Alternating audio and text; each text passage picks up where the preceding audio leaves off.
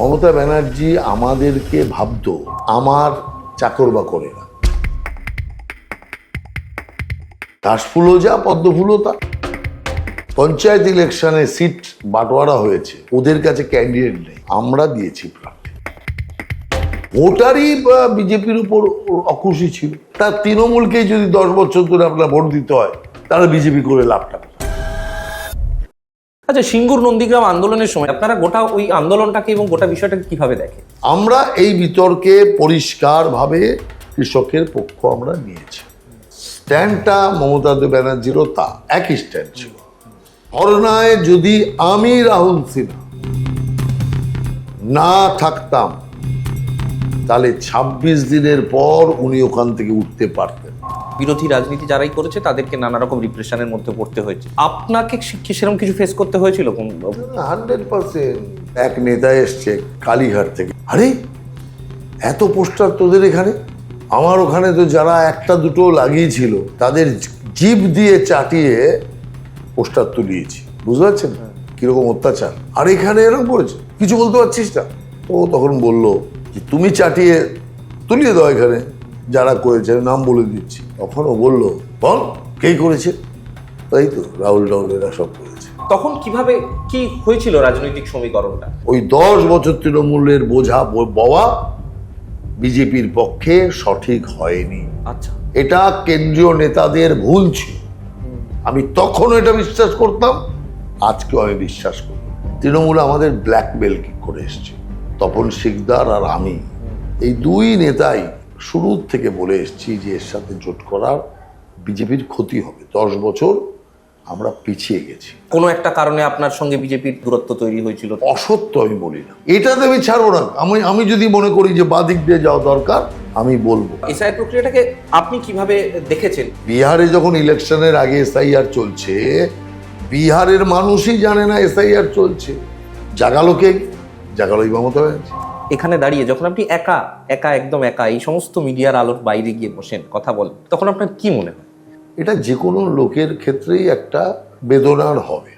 43-44 বছর একটি লোক আশা নেই, পুরো নিরাশার মধ্যে থেকে আজকে পার্টিতে এখনো জীবন্তভাবে টিকে আছে, প্রাণবন্তভাবে টিকে আছে। এটা কি চারটিখানি কথা? ভগবান শ্রীকৃষ্ণ বলছেন অর্জুনকে যে তোমার কাজ হচ্ছে কর্ম করো, তুমি কর্ম করে যাও, ফল তোমার হাতে নয়, ফল আমার হাতে।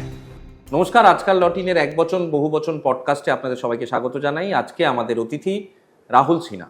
আর রাহুল সিনহা বিশেষভাবে শেষ কয়েকদিন রাজ্য রাজনীতিতে, জাতীয় রাজনীতিতে আবার বিশেষভাবে তার নাম উচ্চারিত হচ্ছে। তিনি রাজ্যসভায় এবছর মনোনীত প্রার্থী বিজেপি, এবং তার কাছ থেকে কিছু কথা আমরা জানবো। আজকে খুব তাড়াতাড়ির মধ্যে, খুব তাড়াহুড়োর মধ্যে ওনাকে আমরা পেয়েছি। আমরা ধন্যবাদ জানাই রাহুল বাবুকে আমাদের এই সময়টা দেওয়ার জন্য, এবং আপনাকে অত্যন্ত শুভেচ্ছা। আমরা সাধারণত এই আলোচনাটা যেটা নিয়ে শুরু করি, খুব সংক্ষেপেই সব জিনিসটা জানবো। আপনি আমায় প্রথমেই, কিন্তু উনি আমায় বলে দিয়েছেন আজকে খুব তাড়াতাড়িতে আছি, তো সংক্ষেপে জানতে হবে সবটা, তো সংক্ষেপেই জানবো। তো আমি একটু এটা জানতে চাইবো যে প্রত্যেক রাজনীতিকের বা প্রত্যেক ব্যক্তিরই একটা আতুর থাকে, একটা শুরু থাকে, একটা শৈশব থাকে, যে শৈশব তাকে গড়ে তোলে এই পথে যাওয়ার পথে। তো আপনার সেই জীবনটা কিরকম ছিল, কোথায় ছিল, এবং কিভাবে সেই সময়টা কাটিয়েছিলেন আপনি? না, আমার বাংলাদেশে জন্ম, এবং সম্ভবত 63 সালে আমার মা এবং বাবা, আমার ঠাকুমা এখানে ছিলেন, জ্যাঠা এখানে ছিলেন, মানে বাংলাদেশ থেকে এসে এখানে এসেছেন। ওদেরকে দেখাতে আনে, নাতি দেখাতে আনে। আর তারপরে বাংলাদেশে দাঙ্গা লেগে যায়, যেটা চিরাচরিত বাংলাদেশের স্বভাব। সেই দাঙ্গা লেগে যাওয়ার পরে এবার আমার মা বাবা তো এসেছিলেন টুরিস্ট হয়ে, কিন্তু আমার ঠাকুমা এরা কিছুতেই আর যেতে দিলেন না, যে এতটুকু কোলের বাচ্চা, 1 বছরও বয়স হয়নি, তো একে তো মেরে ফেলবে, অতএব আমরা যেতে দেবো না। সেই থেকেই আমার বাবা মা রয়ে গেলেন, মানে আমি রয়ে গেলাম। জন্ম বাংলাদেশে, কর্ম হচ্ছে ভারতে, এই হচ্ছে ব্যাপার। এবং সেই থেকে আমরা যাদবপুরের বাসিন্দা। আর আপনি যাদবপুর কেন্দ্র মানে 99% আপনার বাংলাদেশের উদ্বাস্তু। হুম 1%ও হয়তো অন্য নেই, হ্যাঁ আমি তবুও একটু বাঁচিয়ে বললাম, 100% ছিল। হ্যাঁ আজকে হয়তো সেটা নেই, আজকে হয়তো সেখানে 90% বাংলাদেশি, কারণ প্রচুর ফ্ল্যাটস উঠে গেছে তো, বাইরের থেকে নানান লোকেরা এসছে, তাতে নানান জায়গার লোক ওখানে এসছে। তো সেই উদ্বাস্তু এলাকা থেকে আমরা কাজ শুরু করলাম, এবং তখন প্রথম আমরা দেখেছি, সেই 71 সালের কথা আমার মনে পড়ে, যে সিপিএমের লোকেরা সিআরপির তাড়া খেয়ে, কংগ্রেসের তাড়া খেয়ে পালিয়ে পালিয়ে বেড়াচ্ছে, এবং গুলি করে আমাদেরই পরিচিত, আমাদেরই লোকজন যারা দাদারা, তাদের শহীদ বেদি হতে দেখেছি। তখন 7-8-এ পড়ি। তো এই জিনিসগুলো দেখেছি ছোটবেলা থেকে আমরা।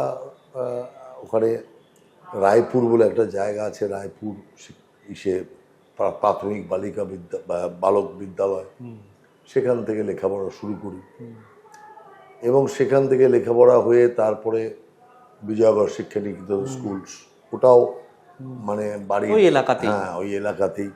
তারপরে নেতাজি নগর সেটাও স্কুল, দক্ষিণ কলকাতা। নেতাজি নগর কলেজ, হ্যাঁ সবই গ্রাজুয়েশন নেতাজি নগর কলেজ থেকে। এর মধ্যেই কি সবই আপনার এর ওই মধ্যে। বিশ্বজিৎ রায় নামটা বিশ্বজিৎ সিনহা নামটা রাহুল সিনহার দিকে চলে গেল? বিশ্বশ্রীরা নামটা আমার যে মানে স্কুলের যে পঠন পাঠনের ক্ষেত্রে দেওয়া হয়েছিল, হ্যাঁ যেহেতু এলাকার স্কুল এক, রাহুলের নামটাই বেশি, লোকের ডাক নামটা বেশি প্রচারিত হয়, তো সেটাই হিসেবে ডাকতে ডাকতে ডাকতে ডাকতে ওই নাম স্কুলেও লোকেরা ডাকতো। হ্যাঁ শুধু রোল কলের সময় হয়তো নাম অন্য ছিল, কিন্তু বাকি নাম ওই নামেই ডাকতো। ডাকতে ডাকতে আস্তে আস্তে পার্টির লোকেরাও সেইভাবে, ওই নিজ ক্ষেত্র থেকে পার্টির কাজ শুরু করেছিল। একদম। তো সেই জন্য ওখান থেকে হতে হতে হতে হতে মানে শুধুমাত্র কার্যক্ষেত্রে বিশ্বজিৎ ছিল। আর যার জন্য আমি যে কতবার ইলেকশনে দাঁড়িয়েছি, সেখানে কিন্তু আমি যে দেয়াল লিখেছি বা ব্যালটে নাম দিয়েছি, সেখানে রাহুল বিশ্বজিৎ সিনহা এই নামে আমি আপনার ইলেকশন লড়েছি। তো এই হচ্ছে মূল বিষয়। বিষয়টা হচ্ছে যে আমি একদম প্রথম অবস্থা থেকে রাষ্ট্রীয় স্বয়ংসেবক সংঘের সাথে যুক্ত হয়েছে। এইটা কিভাবে কিভাবে এই সংযোগটা তৈরি হলো কিভাবে? সংযোগ কিছু না, আমার যে জ্যাঠামশাই, তিনি জনসংঘ করতেন। আচ্ছা জনসংঘ একদম নেমে ঝান্ডা নিয়ে না করলেও জনসংঘ করতেন। জনসংঘের লোকেরা আমাদের বাড়িতে আসতো, সেই সুবাদে আরএসএস এর লোকেরা আসতো, সেই হিসাবে তাদের সাথে আলাপ হলো। এবং আমার যে দাদা মানে জ্যাঠার ছেলে, সেও ওই আরএসএস এর ওখানে যেত, সঙ্গে আমিও যেতাম। এই করতে করতে করতে করতে রাষ্ট্রীয় স্বয়ংসেবক সংঘের সঙ্গে ছিলাম। তারপরে এদিকে পাড়ার যে ক্লাব আছে, তার সাথেও আমরা ফুটবল টুটবল ইত্যাদি যেমন খেলে বাচ্চারা আর কি, ওগুলো কোনো টিম নয়। ইতিমধ্যে জরুরি অবস্থা জারি হয়ে গেল। ওই জরুরি অবস্থাতে, যেটা আমি খানিকক্ষণ আগে বললাম, যে আমার যারা পাড়ার লোক, তাদের শহীদ বেদি হতে দেখেছি, সিআরপি এসে কংগ্রেসি গুন্ডাদের সঙ্গে করে নিয়ে তাড়া করত, আর এই কমিউনিস্টরা ছুটে ছুটে পালাতো, যে মরতো, যে পালাতে পারতো। এই জিনিস দেখেছি, বারবার দেখেছি। তো সেই সমস্ত একটা ঘটনা চলতো। তো অতএব তখন কিন্তু আমরা তো কমিউনিস্ট বুঝতাম না, যে কমিউনিস্ট যে এত বড় জনশত্রু, তখন বুঝতে পারিনি। তখন আমাদের এলাকার দাদারা, যাদের চিনি, যাদের জানি, তাদের এসে সিআরপি তাড়া করে, কংগ্রেসি গুন্ডা নিয়ে এসে, আর তারপরে গুলি করে, সে মরে যায়, এইটাই দেখে বেদনা লাগতো। তখন জনতা পার্টি তৈরি হলো, এবার ইলেকশন হবে। তখন দিলীপ চক্রবর্তী লোকসভায় দাঁড়ালেন 77 সাল। তখন আমাদেরকে ওই দিলীপ চক্রবর্তীর লোকরা যারা, তার মানে দিলীপ চক্রবর্তীর লোকের মধ্যে কে ছিল? জনসংঘ, সিপিএম, বাকি যত সোশ্যালিস্ট পার্টি, হ্যান ত্যান সব মিলে মিশিয়ে আর একদিকে কংগ্রেস, এই তো ছিল। সেই সময় ওরা আমাদেরকে বলল যে তোরা এখানে একটু পোস্টার টোস্টার লাগিয়ে দে, আমরা তোদের একটা বল কিনে দেবো। বল কিনে দেবো? হ্যাঁ, ফুটবল। আচ্ছা।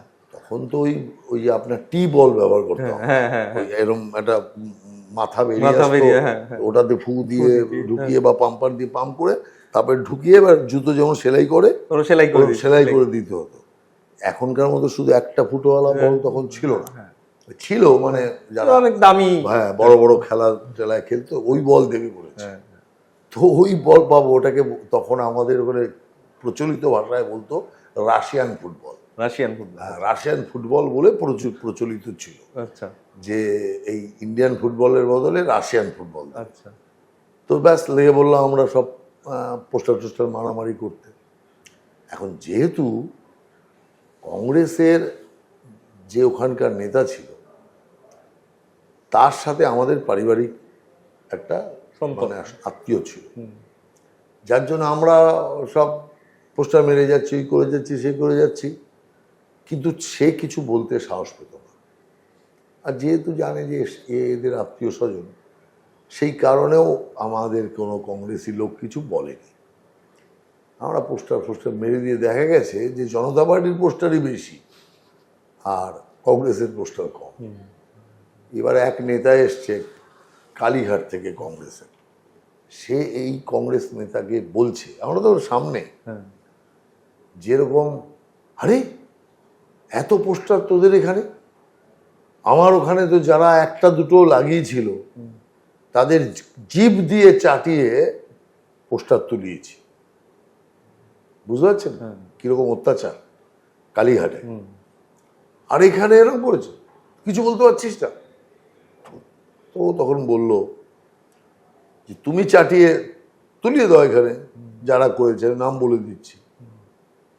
তখন আমরা দাঁড়িয়েছি, তখন আমাদের সামনে কথা হচ্ছে, তখন ও বলল বল কে করেছে? তাই তো রাহুল এরা সব করেছে, চাটা। তখন যে মস্তানকে বলেছিল সেই মস্তান টুক করে সঙ্গে সঙ্গে কেটে পড়েছে। সে কিন্তু কালীঘাটে নাম করা, তখনকার দিনে সবাই চিনত এক নামে। তো চলে গেছে। চলে যাওয়ার কারণ হচ্ছে যে এসছে কংগ্রেসের নেতা, সে আবার আমাদের সাথে রিলেটেড এমন পরিবার, তার জামাই। এবার সে যদি আমাদের কিছু করতে যায়, সে তার গৃহে চরম অশান্তি হবে। সেই কারণে সে পলায়তী সজীবতী কেটে পড়েছে। এবার কেটে পড়াতে তার কিছু হলো না। তখন ওরা বলছে আরে তুমি ঘাবড়াচ্ছ কেন, বাচ্চারা পোস্টার লাগিয়েছে, পোস্টার লাগালে কি হয়, আসল তো ভোট, ভোট তো আমরা দেবো, ভোট তো কাউকে দিতে দেবো না। আচ্ছা। তখন তো ভোট বুথ কবজা করেই তো ছাপ্পা মার, তখন তো ইভিএম ছিল না, ব্যালটে মারতো ভোট। তো আমরা তো ভোট করতে দেবো না, আমরাই তো ভোটে ব্যালট সব নিয়ে ছাপ্পা মার। ওদের বাচ্চারা যদি দুটো পোস্টার লাগাক না, কি আছে, আনন্দ পায় পা, আসল তো ভোট জেতা দরকার। কিন্তু ঘটনা কি হয়েছিল, এক লাইনে এটা বলি, এটার সাথে অন্য কোনো দরকার নেই, তবুও মানুষকে জানানো দরকার। সত্যি মানুষকে ভোট দিতে দেয়নি। আমরা সে ভোটের দিন বুথে বুথে ঘুরেছি, বুথের বাইরে বাইরে ঘুরেছি, দেখেছি। কত সালের ভোট হচ্ছে? 77 সালের ভোট। যান যান যান, ভোট হয়ে গেছে আপনার, যান এই যান এখান থেকে, একদম পরিবারকে তাড়িয়ে দিয়েছে। আর ওদের যারা কংগ্রেসের যারা মস্তান বলবো কি ক্যাডার বলবো, যাই হোক বলি, ক্যাডার বললে ভদ্র ভাষা হয়ে যায়, মস্তান, তারা ভেতরে ঢুকে ছাপ্পা মারছে আর বাক্সে ভরছে। পুরো হেরে যাওয়ার কথা। যখন বাক্স খুলল, সারা দক্ষিণ কলকাতা জুড়ে এই চলেছে, কিন্তু বাক্স যখন খুলল তখন আর কংগ্রেস খুঁজে পাওয়া যায় না, শুধু দিলীপ চক্রবর্তী বেরোচ্ছে, তখন লাঙল কাঁধে কৃষক বেরোচ্ছে। কারণটা হচ্ছে যে কংগ্রেসি ছেলেরা ওখানে গিয়ে ছাপ্পাটা মেরেছে, তারা সব জনতা পার্টিতে ছাপ্পা মেরেছে। কত আক্রোশ ছিল, রাগ ছিল কংগ্রেস করার পরে। কারণ অনেক লোক আমাদের বলেছে তখন জিততে পারবে না। আমি তো 80টা ভোট দিয়েছি, 2টো দিয়েছি কংগ্রেসে, বাকি সব দিয়ে দিয়েছি জনতা পার্টি। অথচ সে কংগ্রেসের বুথ দখল করতে গেছে। তার মানে যে কিভাবে মানুষ জরুরি অবস্থার জন্য ক্ষিপ্ত ছিল, কংগ্রেসি পরিবার ক্ষিপ্ত ছিল যে কংগ্রেসি নেতা, কংগ্রেসি কার্যকর্তা সে ভোট মেরে দিচ্ছে, মানে বুথ দখল করে ভোট মারছে অন্য পার্টি। দিলীপ চক্রবর্তী জিতে গেল। আর আমরা তো ভোটের আগেই বলটা পেয়ে গেছিলাম। বলটা দিয়ে তখন খেলাধুলা আনন্দ আমাদের চলছে, আমাদের আর দরকার নেই, আমাদের বল হয়ে গেছে, পার্টির সাথে আমাদের কোনো ব্যাপার নেই। তারপরে দিলীপ চক্রবর্তী জিতলো, জনতা পার্টি সরকার হলো, সরকার চললো, আমাদের আর কোনো রোল নেই। মানে তখন রাজনীতির সঙ্গে কোনো আমার রোল, আমার তো বলের সাথে রোল। আচ্ছা, বল হয়ে গেছে, ব্যাস হয়ে গেছে, ছেড়ে দিয়েছে। এইবার যখন 78 সালে সরকারটা যখন পড়ে গেল, পড়ে যাওয়ার পর এইবার তখন আমাদের জনসংঘেরই যারা নেতারা, তাদের মধ্যে একজন খুব প্রচারক RSS বিদ্যুৎ দত্ত, তিনি আমাকে বললেন, আমাদের বাড়িতে যাতায়াত করতো, যে তোকে ইসে নামতে হবে, পার্টিতে নামতে হবে। কারণ ছোটবেলা থেকেই পার্টি করার মতো কিছু গুণ উনি দেখেছিলেন, নেতৃত্ব দেওয়ার গুণ দেখেছিলেন, বলার একটু বলা টলা হ্যান ত্যান দেখে উনি সাজেস্ট করেছিলেন। তারপরে 78 সালে প্রথম যুব তৈরি হয়, তখন জনতা পার্টি হলেও জনসংঘের নামে আলাদা করে যুব ফ্রন্ট তৈরি হয়, যার নাম আজকে যেমন ভারতীয় জনতা যুব মোর্চা, ওটাই ছিল জনতা যুব মোর্চা। ভারতীয়টা নেই, ভারতীয় বিজেপি হওয়ার পরে যুক্ত হয়েছে। 78 সালে বিশাল এক কনফারেন্স হলো, তখন সরকার আছে আমাদের, কনফারেন্স হলো আপনার এলাহাবাদে। সেই কনফারেন্সে অটলজি, আদবানিজি, সুন্দর সিং ভান্ডারীজি, কুশাভাও ঠাকুর, যেরকম সমস্ত যারা বরেণ্য নেতা বিজেপি, তারা সবাই ছিল। আর কলরাজ মিশ্র উত্তরপ্রদেশের বড় নেতা ছিলেন, পরে রাজ্যপাল ছিলেন, উনি ছিলেন প্রেসিডেন্ট সর্বভারতে। আর সত্যদেও সিং বলে বিজেপির একজন নেতা, তিনি ছিলেন জেনারেল সেক্রেটারি। বিশাল সম্মেলন ওখানে অনুষ্ঠিত হলো, বিশাল জনসভা হলো অটলজি, আদবানিজি এদের। এই জনতা যুব মোর্চার আত্মপ্রকাশ হলো এবং আমি কাজ করতে শুরু করলাম। এবং আমি ওয়ার্ড থেকে কাজ, প্রথম দায়িত্বটা কি ছিল? প্রেসিডেন্ট। Word president. হ্যাঁ, ওয়ার্ড প্রেসিডেন্ট থেকেই শুরু হলো। তারপরে এই করতে করতে করতে করতে আপনার বিজেপি তৈরি হলো 80 সালে। বিজেপি তৈরি হওয়ার পর বম্বে অধিবেশন, প্রথম অধিবেশন গেলাম। তারপরে আপনার এই ভারতীয় জনতা যুব মোর্চা তৈরি হলো। জনতা যুব মোর্চার আগে ভারতীয় লিখে, এইবার ভারতীয় জনতা যুব মোর্চার আমি ওয়ার্ড প্রেসিডেন্ট, মন্ডল প্রেসিডেন্ট, আপনার জেলা প্রেসিডেন্ট, জেলার জেনারেল সেক্রেটারি, প্রেসিডেন্ট করে একদম আমি রাজ্যের সেক্রেটারিতে গেলাম। বছরের পর বছর কত কোন সময়টায় হবে সেইটা? রাজ্য স্তরে যখন আপনি স্তরে যখন এসেছি তখন হবে কত, তখন আমি ধরে নিন 90-এর কাছাকাছি। 90-এর কাছাকাছি। এই যে সময়টা, এই সময়টা জুড়ে, একটা বড় সময় জুড়ে পশ্চিমবঙ্গে বাম সরকার চলেছে এবং বাম সরকার বিরোধী একটা দল আপনি টানা করে গিয়েছেন এবং বিভিন্ন সময়ে বাম সরকারের আমলে বাম সরকার বিরোধী রাজনীতি যারাই করেছে তাদেরকে নানা রকম রিপ্রেশনের মধ্যে পড়তে হয়েছে। আপনাকে সেরকম কিছু ফেস করতে হয়েছিল? 100% পুরোপুরি কতগুলি কেস দিয়েছে এরা। যখন ওই সময় আমি যে কথাটা বলছি তখন থেকে শুরু করেছে এরা বিরোধিতা। আপনার দেয়াল লিখতে দেবে না, দেয়াল লেখা দেয়াল মুছে দেবে, দখল করে নেবে, মিটিং করতে দেবে না, মিটিংয়ে এসে হামলা করা। কোথাও গিয়েছি গ্রামে, আপনি জানেন গ্রামের লোক, কতগুলি গ্রামের নাম বলবো, গ্রামের লোক জল দিত না।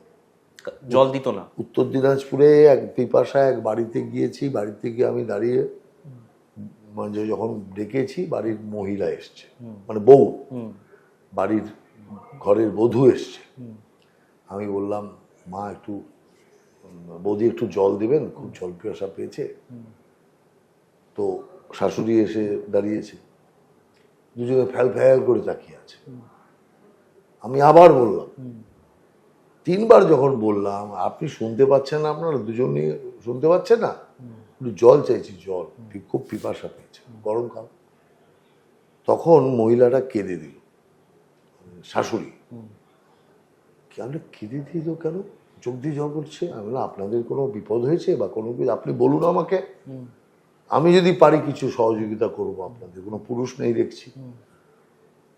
তখন মহিলা একদম ডুকরে কেঁদে উঠে বলল, বাবা, আমাদের মতো পাপী কি আছে? পাপী কি আছে মানে? বলে, অতিথি নারায়ণ, নারায়ণ এসছে ঘরের, খাবারও চাইনি, শুধু জল চাইছে, আমি জল দিতে পারছি না। আপনার ঘরে জল নেই? তখন বলছে, না না, জল থাকবে না কেন, খাবার জল কার না ঘরে থাকে। সিপিএম এর নেতা এসে শাসিয়ে দিয়ে গেছে, বিজেপির লোক ঢুকেছে গ্রামে, কথা বললেই ঘরে আগুন লাগিয়ে দেবে। আমি 15 কিলোমিটার হেঁটেছি, 15 কিলোমিটার হেঁটেছি, ভ্যানালা উইথড্র করে নিয়েছে, আমি আর নেবো, চালাবো না। মানে নিয়ে যাবেন? ডবল পয়সা দিয়েও যাবে না, আর উপায় নেই, ওই ভ্যান ছাড়া কোনো ই নেই। আর আরেকটা ভ্যানও যদি আসে, সেও তো ওদের আওতায়। ভ্যানালা বলে ভ্যান ভ্যানকে চুরমাচুর করে দেবে। চরম অত্যাচার করেছে এরা। সেই অত্যাচারের মধ্যে দিয়ে করতে করতে আজকে এখানে আমরা এসছি। সেই কারণে দেখছেন না, পৃথিবীতে একটা রেকর্ড তৈরি করেছে এই সিপিএম, পৃথিবীতে রেকর্ড কোথাও নেই।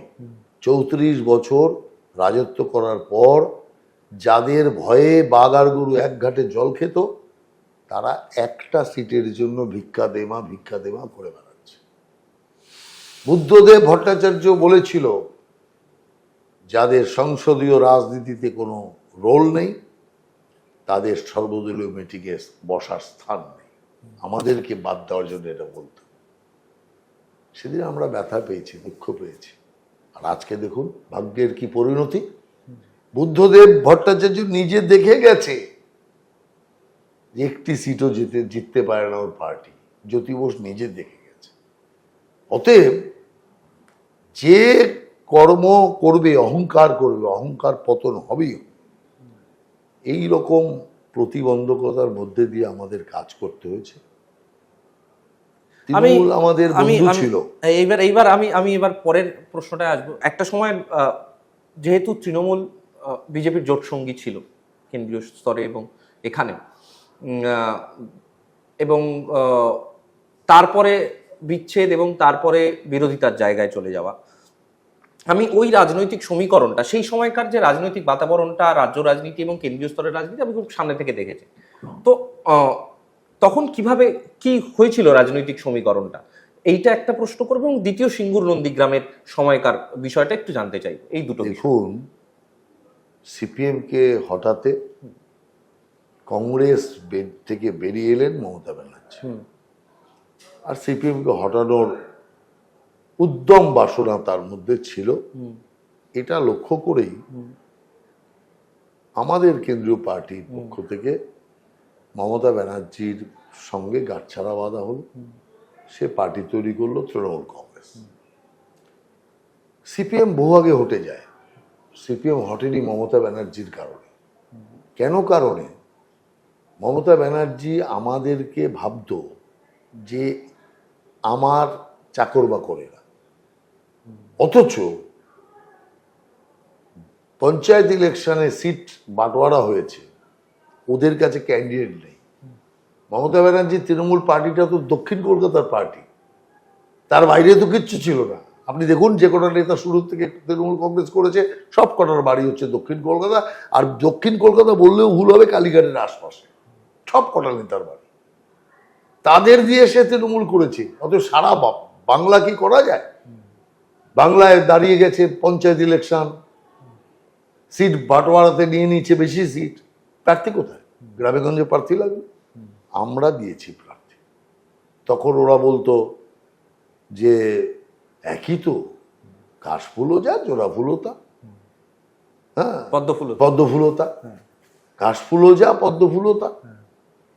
এই ঘর থেকে ও ঘর আমরা ঢুকিয়ে দিয়েছি, যে ভেবেছি যে ঢুকে যাক, তাহলে আমাদের লোক থাকবে ভিতরে, ক্ষতি নেই কিছু, এই ভেবে ঢুকিয়েছি। যারা ঢুকেছে, আজও ঢুকেছে, কালও ঢুকেছে। তারা কি বেরিয়েছে? না, তারা বেরোবে কেন? তারা ওখানে গিয়ে পয়সার মধু, মুখ মধু সমস্ত পেয়ে গেছে, দেখে যে বিজেপিতে কষ্ট, আচ্ছা, আর এখানে পয়সা করি হ্যান ত্যান সবই পাওয়া যায়, তো সেই কারণে ধীরে ধীরে সৎসঙ্গে স্বর্গবাস, অসৎসঙ্গে স্বর্গবাস। আচ্ছা, সৎসঙ্গ ছেড়ে অসৎসঙ্গে গেলে অসৎ দোষ বাসা বাঁধবেই। এবং ঘটনা হয়েছে, তারা থাকতো না, ভোটারই বিজেপির উপর অখুশি ছিল। এক একটা কেন্দ্রের ভোটার এই 10 বছর যে তৃণমূল আর আমাদের যে গাঁটছাড়া ছিল, সম্পর্ক ছিল, আপনি একটা ভোটার 10 বছর ধরে আপনি আপনার পার্টিকে ভোট দিতে পারেন না, আপনাকে প্রতিবার তৃণমূলে ভোট দিতে হয়। কারণ ওখানে প্রার্থী ওরাই দেয়। লোকসভাতে সে দেবে তৃণমূলে, আপনি বিজেপির লোক, লোকসভাতে তৃণমূলে দিচ্ছেন, ঠিক আছে দিলাম, বিধানসভাটা তো বিজেপিকে দিই না, ওটাও তৃণমূলে দেবেন, মিউনিসিপ্যালিটি তৃণমূলকে দেবেন, কর্পোরেশনে তৃণমূলকে দেবেন, পঞ্চায়েতে তৃণমূলকে দেবেন। তার তৃণমূলকেই যদি 10 বছর ধরে আপনার ভোট দিতে হয়, তাহলে বিজেপি করে লাভটা কোথায়? অতএব এই যে একটা লোকের মধ্যে একটা ঘৃণা, যে আমি অন্য পার্টিকে ভোট দিচ্ছি, আমি আমার পার্টিকেই ভোট দিতে পারছি না, একটা অসন্তোষ ছিল। হ্যাঁ, গাঁটছাড়াতে এটা হতেই পারে, কোনো ব্যাপার না, কিন্তু গাঁটছাড়াটা যেটা ছিল সেটা পরিষ্কারভাবে ব্ল্যাকমেল করে নেওয়া সিট, ভুল বুঝিয়ে নেওয়া সিট। অটলজির সরকার থেকে সমর্থন তুলে নেব, এই জাতীয় হুমকি, এই জাতীয় ইঙ্গিত দিয়ে এই সিটের ভাগবাটোয়ারা হতো। আমি প্রত্যেকটা ভাগবাটোয়ারা সিটে আমি ছিলাম, আমাকে ছাড়া কোনো হয়নি। যত কেন্দ্রীয় নেতা গিয়েছে মমতা ব্যানার্জির বাড়িতে কালীঘাটে, সবার সাথে আমি গিয়েছি, সব জায়গায় আমি ছিলাম। অতএব আমি পরিষ্কার দেখেছি, যার জন্য আমি শুরুর থেকে তৃণমূলের বিরোধিতা করে এসেছি। সিপিএম তারাতে তৃণমূলের সাথে ঐক্য দরকার, এটা আমি মানতাম, কিন্তু যে ব্যবহার তৃণমূল কংগ্রেস বিজেপির সাথে করে এসছে, যে ব্ল্যাকমেল বিজেপির সাথে করে এসছে, এই ব্ল্যাকমেলকে আমি কখনো মানিনি। আর আমি বিশ্বাস করি ওই 10 বছর তৃণমূলের বোঝা বওয়া বিজেপির পক্ষে সঠিক হয়নি। আচ্ছা, এটা কেন্দ্রীয় নেতাদের ভুল ছিল। আমি তখনও এটা বিশ্বাস করতাম, আজকেও আমি বিশ্বাস করি। আচ্ছা, সিঙ্গুর নন্দীগ্রাম আন্দোলনের সময়, সেই সময় জমি আন্দোলনের একটা ঢেউ আসছে, সরকার পরিবর্তন হবে এরকম একটা পরিস্থিতি তৈরি হচ্ছে। সেই সময় মমতা বন্দ্যোপাধ্যায় যখন ধর্ণা দিচ্ছেন, তখন বিজেপির কেন্দ্রীয় স্তরের নেতৃত্ব কেউ কেউ আসছেন, কখনো দেখা করছেন, কথা বলছেন। আপনারা এখন এই দূরত্বে দাঁড়িয়ে, আজকে এতটা সময় পেরিয়ে যাওয়ার পর দূরত্বে দাঁড়িয়ে, আপনারা গোটা ওই আন্দোলনটাকে এবং গোটা বিষয়টাকে কিভাবে দেখেন? দেখুন, আমরা সিঙ্গুর আন্দোলনের সরকারের বিরোধিতা করেছি, মমতা ব্যানার্জির পার্টিও বিরোধিতা করেছে। আমাদের বিরোধিতাটা ছিল এটাই, যে জোর করে কৃষকের কাছ থেকে কম পয়সায় জমি কেড়ে নেওয়া, এটা আমরা মানতে পারি। আপনি দেখুন, সিঙ্গুরের কয়েকশো মিটার দূরে, সিঙ্গুরে তো 999 একর জমি, আর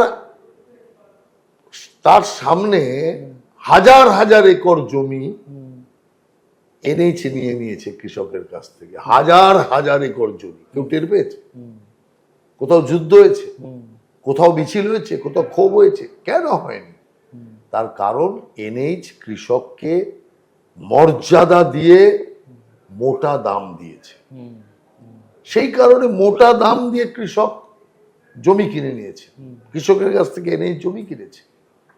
আর বুদ্ধদেব ভট্টাচার্য কতগুলো ঠিকাদার মস্তানকে দিয়ে কৃষকের বুকে বন্দুক ঠেকিয়ে কম দামে জমি নিতে চেয়েছে। বিতর্ক এখান থেকে। আমরা এই বিতর্কে পরিষ্কারভাবে কৃষকের পক্ষ আমরা নিয়েছি। স্ট্যান্ডটা মমতা ব্যানার্জিরও তা একই স্ট্যান্ড ছিল। উনি ধর্নায় বসলেন, তখনও স্ট্যান্ড এক আছে। ধর্নায় যদি আমি রাহুল সিনহা না থাকতাম তাহলে ২৬ দিনের পর উনি ওখান থেকে উঠতে পারতেন না। আচ্ছা, কেন? আমি স্টেট প্রেসিডেন্ট, আমি ওখান থেকে কেন্দ্রকে চাপ দিয়ে বাধ্য করিয়ে কেন্দ্রের নেতাদের এখানে এনে বাকি সমস্ত প্রধানমন্ত্রীর কাছে বিজেপির পক্ষ থেকে ডেপুটেশন ইত্যাদি করিয়ে, সব বলা তো আর সম্ভব নয় এখন মিডিয়ার সামনে, উচিত না, করিয়ে তবে ওখানে আমরা যে ধরনাটা ২৬ দিনে শেষ করতে পেরেছি। রাজধানী আমরা গিয়েছিলাম, তুমি অলরেডি প্রেসিডেন্ট, সিঙ্গুরে পুলিশ মাইতিপাড়ায় আমাদের গ্রেপ্তার করে, ওখান থেকে আমাদের গ্রেপ্তার করে নিয়ে আসে কলকাতায়। তো ঘটনা হচ্ছে এই আন্দোলনটায় আমরা তৃণমূলের সাথে ছিলাম। বিরোধ হলো থেকে যখন সিঙ্গুরে অর্ধেক কাজ হয়ে গেছে কারখানা, অ্যান্সিলারি ইন্ডাস্ট্রিগুলো কাজ করতে শুরু করে দিয়েছে, সেই সময় মমতা ব্যানার্জি ক্ষমতায় এলেন। আর ক্ষমতায় এসে শুধুমাত্র জেদের জন্য, আমি বলেছিলাম সিঙ্গুরে কারখানা হতে দেব না তো দেব না। আরে এখন কারখানা হতে না দিলে কি হবে? জমি তো শেষ হয়ে গেছে। ৯৯৭ একর জমি নয়, অ্যান্সিলারি ইন্ডাস্ট্রির জন্য যে জমিগুলো ছিল সেগুলো তো কাজ শুরু হয়ে গেছে, কোথাও বালি কোথাও মাটি ফেলতে শুরু করে দিয়েছে। তাহলে যে কৃষি জমি ছিল, কৃষি জমি তো শেষ। আজকে এই সিঙ্গুরের সেই জমিতে না হবে কৃষি, না হবে ইন্ডাস্ট্রি। আজকে একদম বঞ্জর জমি যেটা বলে, একদম পরিষ্কার বরবাদ জমি, অনাবাদী জমি হিসাবে আজকে পড়ে আছে জমি। আমি সিঙ্গুর সম্পর্কে অবস্থানটা খুব স্পষ্ট করে জানলাম। আচ্ছা, আপনি যেহেতু বলছিলেন যে দীর্ঘদিন আপনি বিজেপির এই রাজ্য রাজনীতির বিজেপির সঙ্গে খুব জড়িত, ওতপ্রোতভাবে সক্রিয়ভাবে, একটা কথা তৃণমূলের বিভিন্ন নেতার মুখে শোনা যায় যে এটা অটলজির বিজেপি আর নেই, এটা অন্য বিজেপি। হ্যাঁ, তখন এটা অন্য বিজেপি ছিল। আপনি যেহেতু দুটো বিজেপি দেখেছেন, সত্যি কি কোনো ফারাক আছে? কিচ্ছু ব্যাপার নেই। ব্যাপার হচ্ছে এই ন্যারেটিভটা কেন? এটা হচ্ছে বিজেপি থেকে নিজেদের আলাদা করার একটা উপায়। আচ্ছা, অটল বিহারী বাজপেয়ীর যে ব্যক্তিত্ব, তাকে নিন্দা করার ক্ষমতা কারো নেই। সিপিএমও অটলজির প্রশংসা করতেন, বলতেন অটলজি ভালো, পার্টিটা খারাপ। যে কায়দাটা এখন মমতা ব্যানার্জি নিয়েছে, মোদি ভালো অমিত শাহ খারাপ, মোদি ভালো বিজেপি খারাপ, এটা তো মমতা ব্যানার্জি করে বেড়াচ্ছে।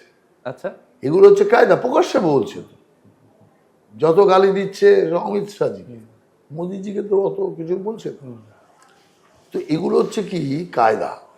দেখছে যে অটল বিহারী বাজপেয়ীর বিরুদ্ধে কিছু বললে পরে সাধারণ মানুষ সেটাকে নেবে না, কারণ ওর একটা এমন একটা অরা আছে, ছবি হয়ে দাঁড়িয়েছে যে মানুষ ভক্তি করে, শ্রদ্ধা করে, এবং রাজনীতিতে একটা আলাদা নক্ষত্র সম নেতা হিসেবে তাকে লোকেরা দেখে।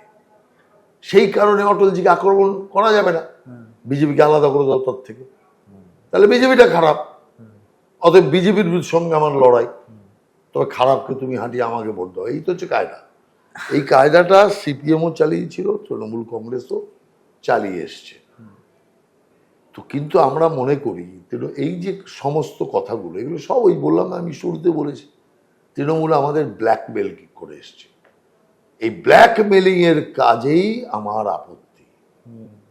এই ব্ল্যাকমেলিংটাই আমি প্রথম থেকে বাধা দিয়ে এসছি, যার জন্য আমি ওই সময় তপন শিকদার আর আমি, এই দুই নেতাই এই জোটের বিরুদ্ধে শুরু থেকে বলে এসেছি যে এর সাথে জোট করার বিজেপির ক্ষতি হবে। 10 বছর আমরা পিছিয়ে গেছি, আমরাই এই জায়গায় চলে আসতাম। ব্যাস, আজকে এইটুকু থাক, আমি জাস্ট পরে আবার যখন কোনো সময় আমি আসব।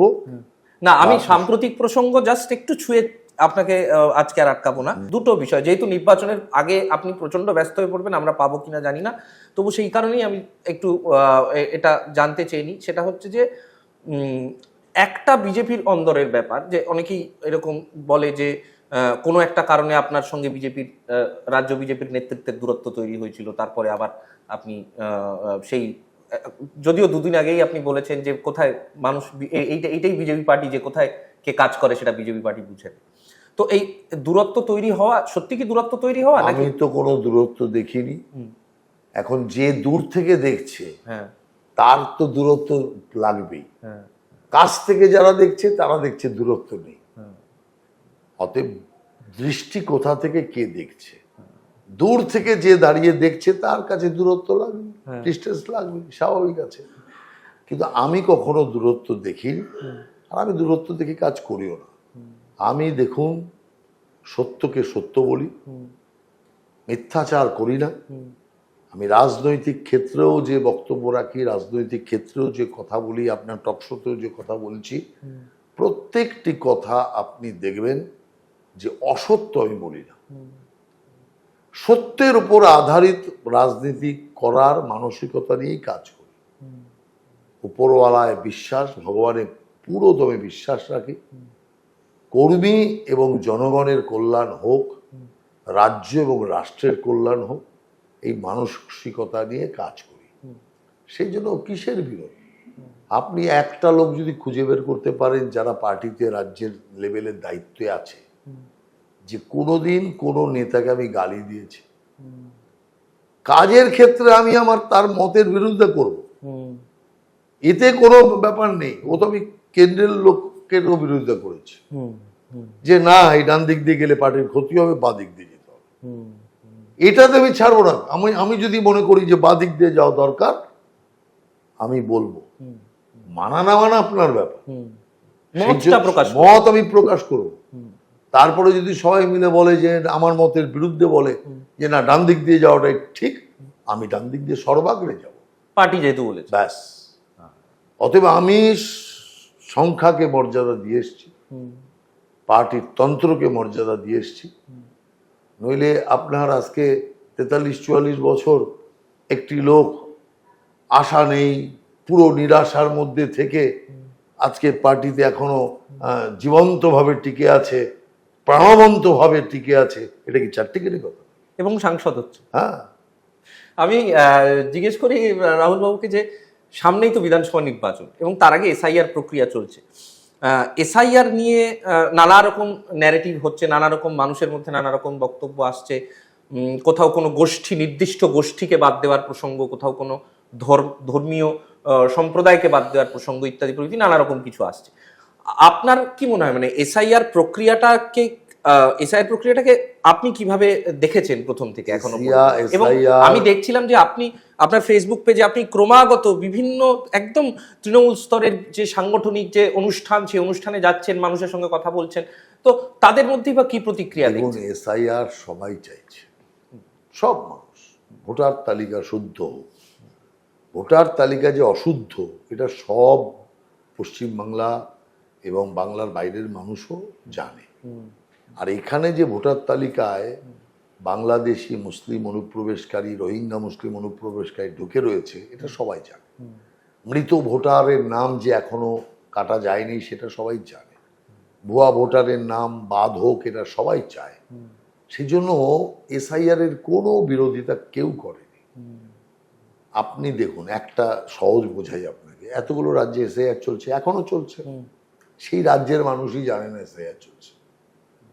বিহারে যখন ইলেকশনের আগে এসআইআর চলছে, বিহারের মানুষই জানে না এসআইআর চলছে।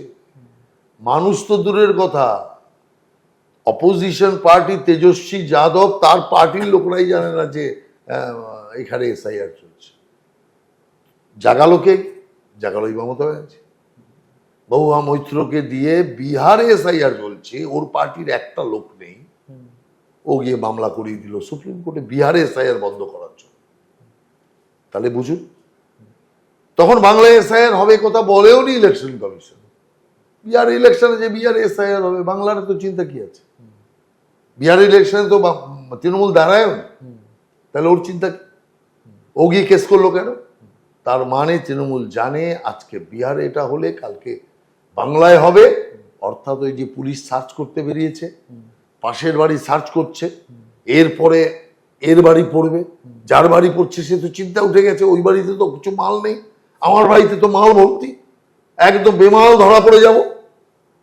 সেই কারণের জন্য ওটাকে আটকানোর জন্য কোনো রাস্তা তৈরি করো, ওই মমতা ব্যানার্জি করেছে, মহুয়া মৈত্রকে দিয়ে মামলা করিয়েছে।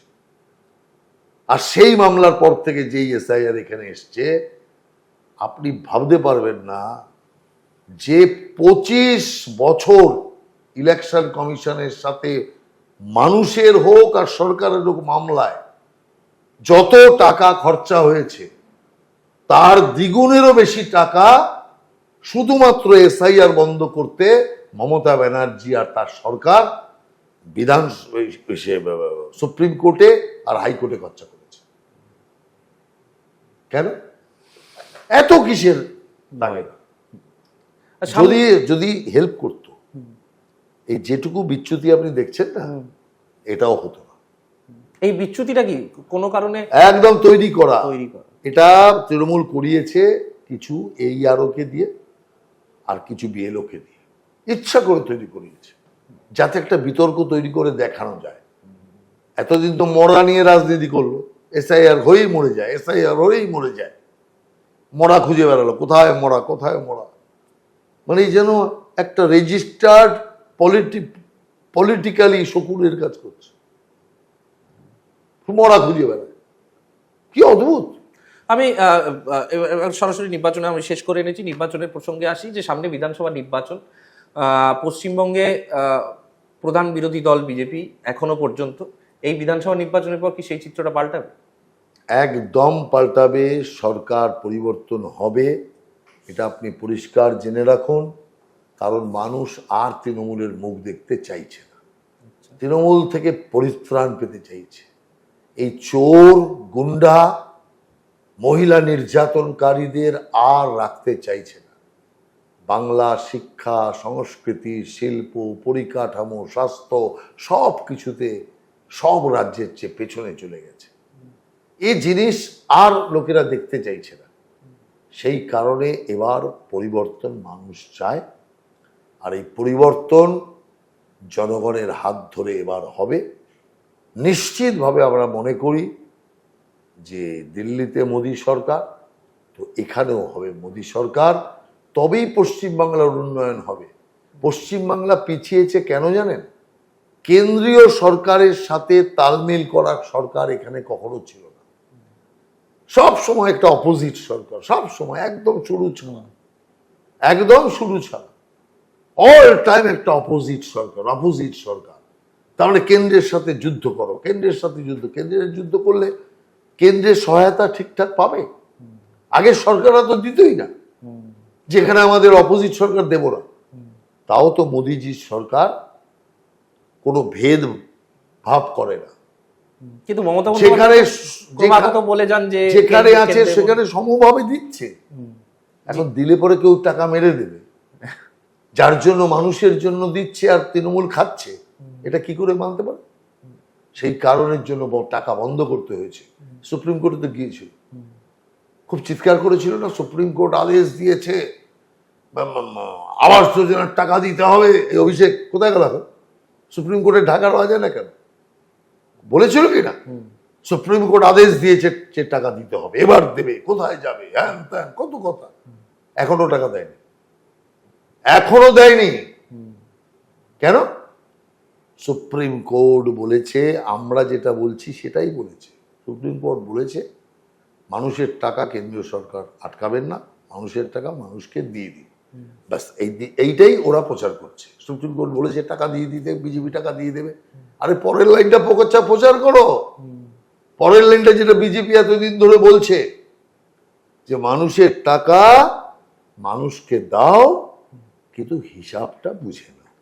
আমাদের তো বক্তব্য এটাই ছিল, টাকা নাও হিসাব দাও, একদম আমরা হিসাব নেই টাকা নেই, এই তো আমাদেরই ছিল। আর যেই মাত্র ওই চিঠি দিয়েছে মমতা ব্যানার্জিকে, যে আপনার আপনার মনে আছে কুচবিহারে ও মিটিং থেকে চিঠি ছিঁড়ে বেরোলো, ওইখানে বলা হলো যে এরকম আপনার এখানে এত টাকা আসছে আবাস যোজনার, আপনি এই সময়ের মধ্যে হিসাবটা দিয়ে দেবেন, এই তো ছিল চিঠিতে। এই আমি চিঠি ছিঁড়ে ফেললাম, হিসাব চাইছে, তাহলে কি? কার টাকা? কেন্দ্রীয় সরকারের ঘরের টাকা? কেন্দ্রীয় সরকারের ঘরের টাকা নাকি এটা? জনগণের টাকা। কেন্দ্রীয় সরকার শুধুমাত্র গচ্ছিত রেখেছে, জনগণ বিশ্বাস করে ওকে গচ্ছিত রাখতে দিয়েছে, খরচা করতে দিয়েছে। সেই জন্য কেন্দ্রীয় সরকারের অধিকার নেই টাকা চুরি হচ্ছে জেনেও সেই টাকা বিলিয়ে দেওয়া, চোরকে চুরি করতে দেওয়া। অতএব কেন্দ্রীয় সরকার দায়বদ্ধ আছে, এরা চোর আছে, এরা দায়বদ্ধ নেই, কিন্তু কেন্দ্রীয় সরকার তো দায়বদ্ধ আছে। সেই কারণে চুরির জন্য টাকা দিতে কেন্দ্রীয় সরকার পারে না, সেই জন্য টাকার হিসাব দেবে, টাকা নেবে। আর এখন তো দরকারই নেই এর টাকা দেওয়া, এখন আমরা সরকারে আসব, জনগণের টাকা আমরা জনগণের হাতে পৌঁছে দেব। রাহুলবাবু, শেষ প্রশ্ন, সেটা হচ্ছে যে এই দীর্ঘ রাজনৈতিক জীবনে সমস্ত মানুষই সমস্ত জায়গায় নিজের ক্যারিয়ার বলতে গেলে বা নিজের জীবনে সাফল্য চায়, নিজের জীবনে রেকগনিশন চায় যে আরেকটু মানুষ ভালো বলুক, বা কোথাও গিয়ে দিনের শেষে যখন সে একা বসে তখন তার মনে হয় যে ইস, আমি বোধহয় এই গণ্ডিটা পেরোতে পারলাম না। আজকে যেদিন রাজ্যসভার সাংসদ হিসেবে আপনার নামটা, প্রার্থী হিসেবে আপনার নামটা ঘোষিত হলো, এবং তারপর আপনি এর আগে অনেকগুলো ভোটে লড়াই করেছেন, অনেকগুলো ভোটে পরাজিত হয়েছেন, সংসদে যাবেন, এই যে পুরোটা, এই যে বৃত্তটা, এই বৃত্তটায় এখানে দাঁড়িয়ে যখন আপনি একা একা একদম একা এই সমস্ত মিডিয়ার আলোর বাইরে গিয়ে বসেন, কথা বলেন, তখন আপনার কি মনে হয়? যে নিজেকে কি মনে হয় যে মানে দেখুন, আপনি লড়েছেন, আমি ইমানদারির সাথে লড়েছি, যে কোনো কারণে শেষ হাসি হাসতে পারে, এটা যে কোনো লোকের ক্ষেত্রেই একটা বেদনার হবে। কারণ আপনি কাজ করেছেন, আপনি ফল পাননি। সেই জন্য শান্ত মন তখন হয়ে যায় যখন, আমি আপনাকে আগেই বলেছি আমি ভগবানে বিশ্বাসী, যখন কুরুক্ষেত্রের যুদ্ধে শ্রীকৃষ্ণের গীতার বর্ণনা যখন শুনি, আর তখন ভাবি যে ভগবান শ্রীকৃষ্ণ বলছেন অর্জুনকে যে তোমার কাজ হচ্ছে কর্ম করা, তুমি কর্ম করে যাও, ফল তোমার হাতে নয়, ফল আমার হাতে, কর্ম করবে তুমি, ফল দেব আমি।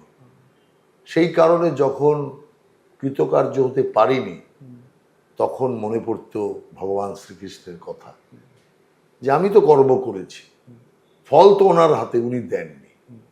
দেখুন, সত্যের জয় হবেই হবে, এটাও শ্রীকৃষ্ণের কথা, এবং নিষ্ঠার কখনো পরাজয় হবে না, এটাও শ্রীকৃষ্ণের কথা। আজকে দেখুন, এদিক দিয়ে জয় না হলেও ওদিক দিয়ে জয় হয়েছে, আরো সম্মানজনকভাবে জয় আজকে উনি করিয়ে দিয়েছেন। সেই কারণে নিষ্ঠা, সত্য, ত্যাগের জয় দেরিতে হয়, অধর্মের জয় তাড়াতাড়ি হয়, ধর্মের জয় দেরিতে হয়, কিন্তু চিরস্থায়ী হয়। সেই কারণে আমি মনে করি যে এই শ্রীকৃষ্ণের যে গীতা জ্ঞান, এই গীতা জ্ঞানই মনকে অনেক শান্ত করে রেখেছে, ঠান্ডা করে রেখেছে। এই যে আপনি দেখছেন বা বাকি লোকেরা দেখছে, যে আগেও আমাকে দেখেছে, আর এই এমপি ঘোষণা হওয়ার পরেও দেখেছে।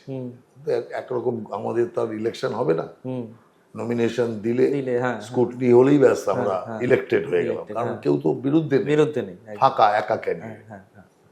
অতএব এইরকম একটা ওপেন ক্যান্ডিডেটে আছি, তারপরেও কোনো রকম যে নিজের ভঙ্গিমা, নিজের চলা বলা, কোনো কিছুর কোনো পরিবর্তন হয়নি, এটা আমি মনে করছি। যারা আছে তারা দেখবে বলবে, কিন্তু আমার মনে কোনো ফিলিংস হয়।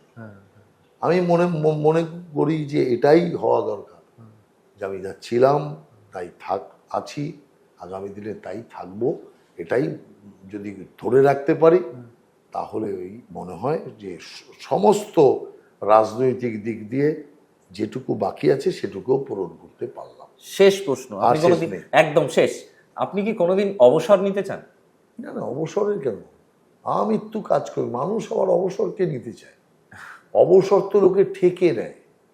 এই যে যাদের চাকরি থেকে তাড়িয়ে দেয়, হ্যাঁ, হ্যাঁ, এরা কেউ আপনি জিজ্ঞেস করুন তো অবসর নিতে চায় কিনা, কেউ চায় না। কারণ দেখুন, কর্মই জীবন, কেউ শুয়ে থাকতে চায় না, অবসরের জীবন কেউ চায় না। কারণ এসছি দেশ সেবা করতে, জনসেবা করতে। শেষ বিন্দু পর্যন্ত মানুষ চায় যে আমি আমার কর্মের মধ্যেই থাকতে চাই। যে মানুষ চরম অলস, সে দেখবেন জন্ম থেকেই সে শুয়ে থাকতে চায়। সেই মানুষ দিয়ে কিছুই হবে না, সে কিছু করতেও পারবে না। কিন্তু যে মানুষ একটু কর্ম করেছে, সেই মানুষ কখনো অবসর চায় না।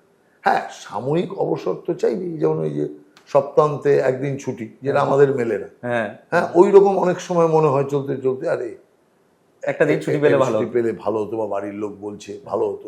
এটা পলিটিক্যাল জীবনে একটা মানে দুঃখের বিষয়, এতে কোনো সন্দেহ নেই।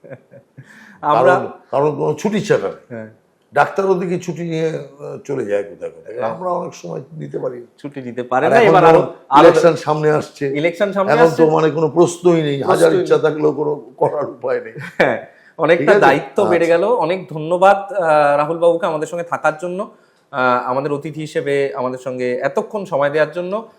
দর্শকদের বলবো অবশ্যই আপনারা নজর রাখুন আজকাল .in এর এক বচন বহু বচন এই পডকাস্টে। ধন্যবাদ।